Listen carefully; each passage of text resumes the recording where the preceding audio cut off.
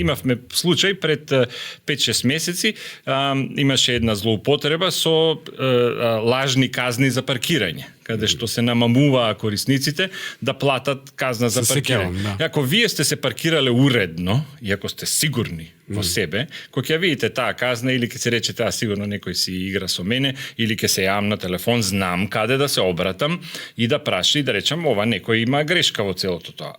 Ама, ако во целото тоа, ние сме решиле да ги, како се вика тоа, да ги подзаобиколуваме законите, па само за 10 минути бев јас тука паркиран и сега наеднаш имам казна. Возилото е службено, не сакам да дознае компанијата или на родителот мој возилото не сакам да дознае и ќе посегнам кон измамата.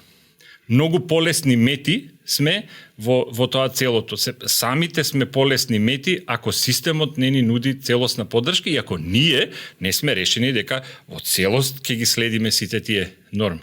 Стануваме лесни мети.